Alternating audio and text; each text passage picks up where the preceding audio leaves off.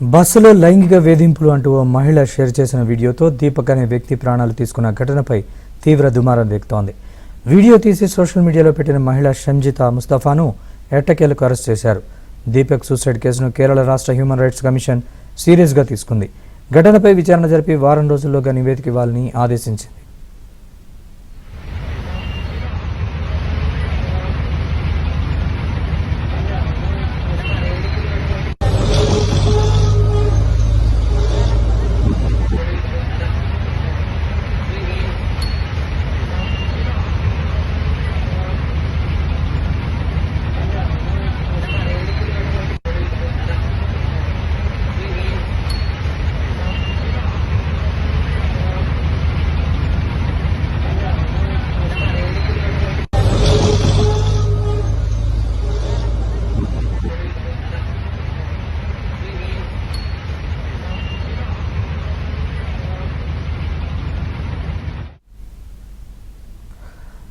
బస్సులో లైంగిక వేధింపులు అంటూ ఓ మహిళ షేర్ చేసిన వీడియోతో దీపక్ అనే వ్యక్తి ప్రాణాలు తీసుకున్న ఘటనపై తీవ్ర దుమారం వ్యక్తమైంది.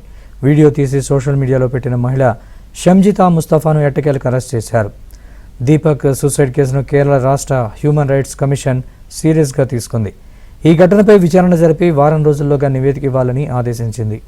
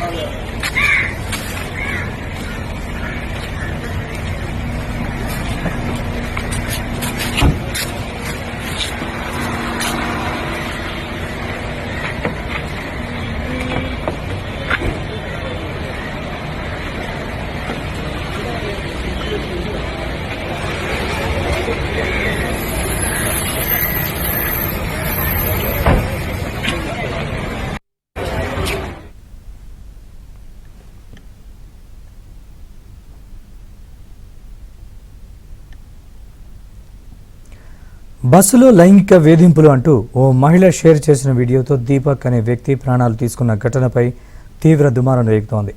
వీడియో తీసి సోషల్ మీడియాలో పెట్టిన మహిళ షంజితా ముస్తఫాను ఎట్టకేలకు అరెస్ట్ చేశారు. దీపక్ సూసైడ్ కేసును కేరళ రాష్ట్ర హ్యూమన్ రైట్స్ కమిషన్ సీరియస్గా తీసుకుంది. ఈ ఘటనపై విచారణ జరిపి వారం రోజుల్లోగా నివేదిక ఇవ్వాలని ఆదేశించింది.